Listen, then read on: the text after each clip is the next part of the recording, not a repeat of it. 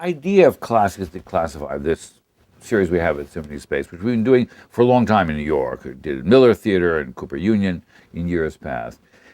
Basically, the idea is to try to give the audience an idea of the context and the character of the piece in a way which would inform their listening without guiding it.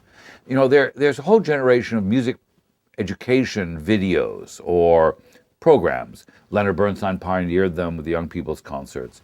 Michael Tilson Thomas is a series with the San Francisco. Now, a lot of those programs try to explain the piece. Take a Beethoven symphony, Beethoven Fifth Symphony, right?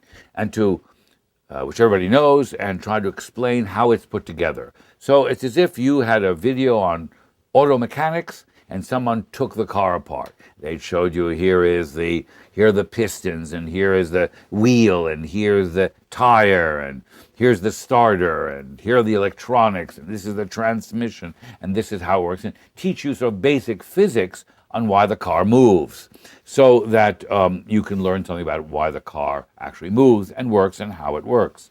So that's one way of doing it. We don't do that. What we do is something different.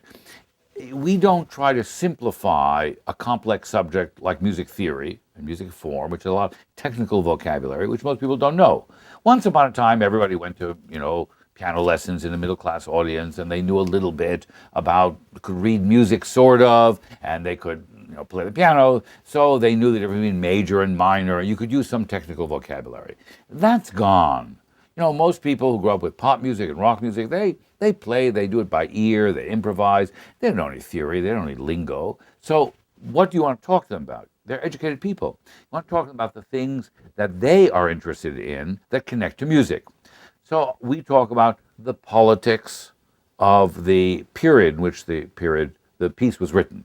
We'll talk about the relationship to literature, to art, to the problems in its composition, in what the piece did for the composer biographically, where it comes from in the composer's lifetime, what the relationship between music and other issues.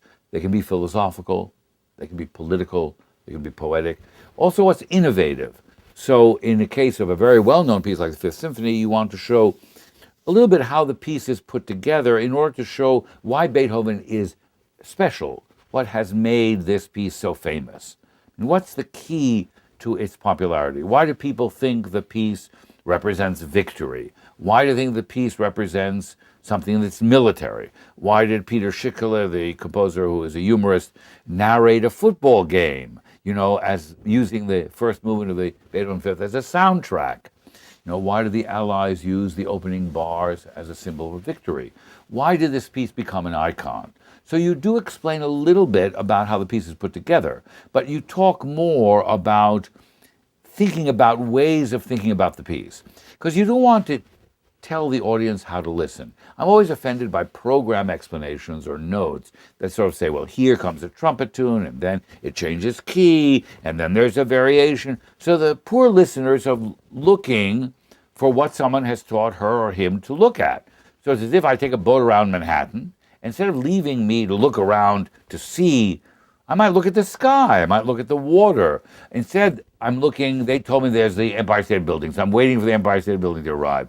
Then they go around the bend and they tell me, well, there's the United Nations. I'm waiting for the United Nations to arrive.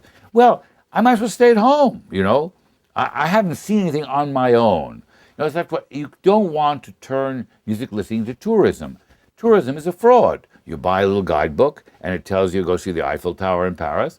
And that's all they see. The best thing to do is throw the guidebook away and just go for a walk. Discover the place for yourself. So what we try to do is help the person discover stuff and think about stuff without giving them answers.